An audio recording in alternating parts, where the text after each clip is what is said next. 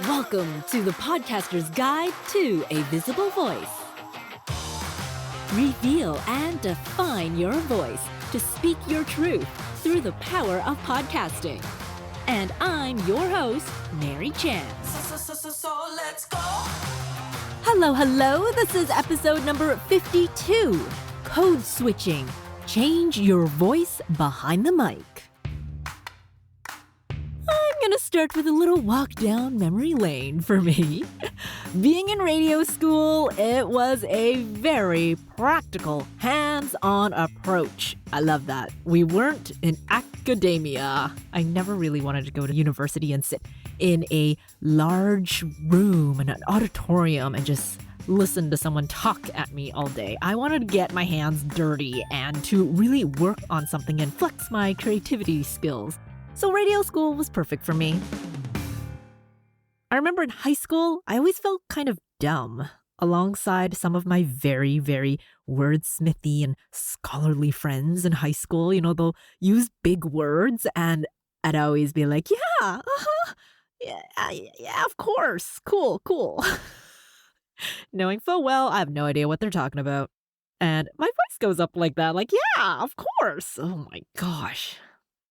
And because of that, those walking thesaurus or dictionaries of my friends, for years I tried my hardest to stay away from writing. And it felt like speaking was the only way to go.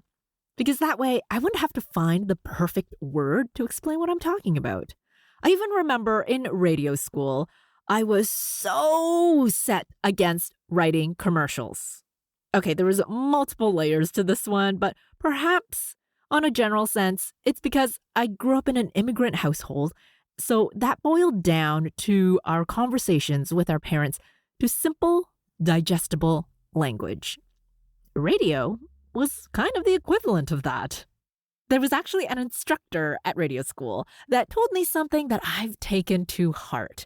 Writing in radio, or writing for the ear, should include words that would be understood by a 5-year-old. Light bulb! This, I thought, was my wheelhouse. But as I learned more and more over the years, I realized it wasn't about the words you used and what you said, but how you said it.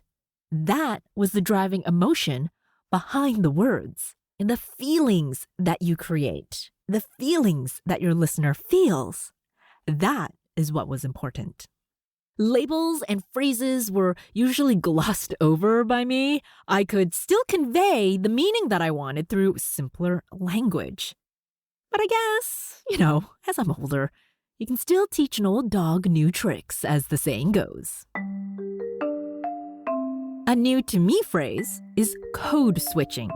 A term I learned recently about cultural differences in speech, switching from one language to the next, or adopting both languages at the same time, interchangeably. But then I thought, what about beyond racial culture and language, but the culture of your community, who you are actually speaking to? That feeling was something I've known and felt for many years, yet finally saw the use of finding the right phrase or word for this particular situation. Code switching. It's something we all do in everyday situations, I've come to realize. I'm no linguist. Like I said, I'm not an academic, but I know that in podcasting, you code switch a lot more than you think. A simple example is when you have a guest interview. Your voice may slightly change versus doing a solo episode. You have somebody else to have a rapport with. Or, depending on how well you know your guest, your voice can relax because they're like good old friends. Or they might tense up if you're nervous about asking the right questions, or what should I even ask next? Or am I supposed to cover this? What are all the things we were supposed to talk about? On a broader scale, for people who identify as women specifically, they'll present a higher octave, usually unconsciously when speaking to someone with higher authority or wanting to sound pleasing. Oh, that's my usual thing there. Like my example with my high school friends. Yeah, of course I know what you're talking about. That big, giant, multi-syllable word. Yeah. Oh. I did this a lot when I was younger. And yeah, it was a lot to do with the fact that I internalized the little girl. I am small. I have always been the smallest in my class. And to this day, I'm still only about 5'1". And then also the idea of the obedient Chinese daughter. From those who praised me about this for years and years and years in my childhood. With that came the baby talk. Oh, I hated that. That high voice speaking that I get as if they're talking to me like I'm their pet or something. This is something that is fundamentally ingrained in my psyche. Or is it cultural? I still do it now with that cringe that I do right after it happens.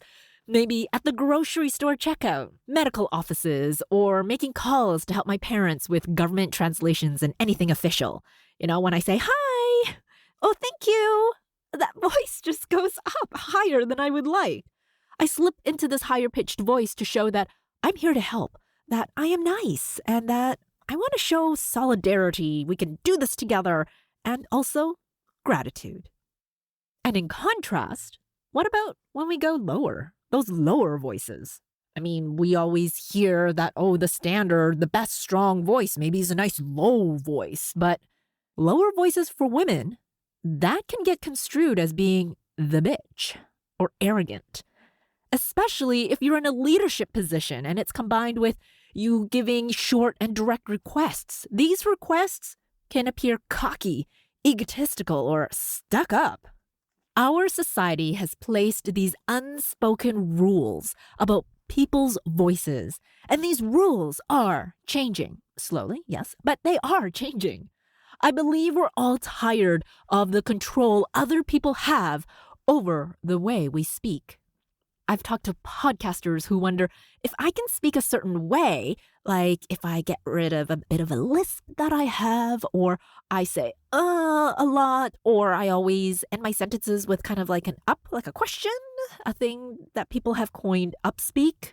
If I change those things, maybe I'll be able to control the narrative about what people think about my voice. But what if I said, you actually can't control that? There is no control. Oh my gosh, okay, hold on. Before you get into an anxiety-driven spiral, what do you mean I can't control that?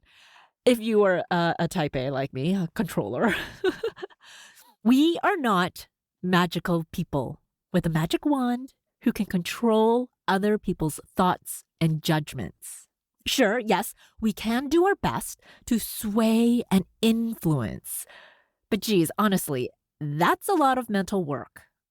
Why is it bad that we have some of these crutches in our speech? They're built in from the way we grew up, from the way we've had to protect ourselves. That is not a bad thing. So instead, what if I said to be present, stop thinking about the future and what others may or may not say about you, and actually feel all the feelings? That you can feel awkward. Because it is.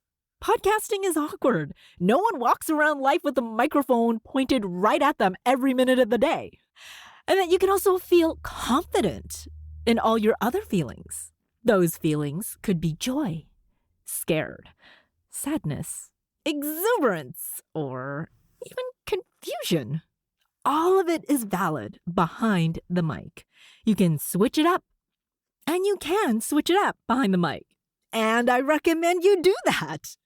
Being human isn't always about rainbows and unicorns and perfection and all the happy, happy things. We all have different feelings all the time.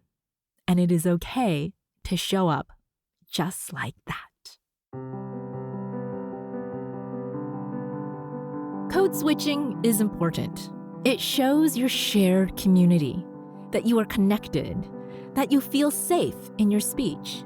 Those are valid, especially for marginalized voices.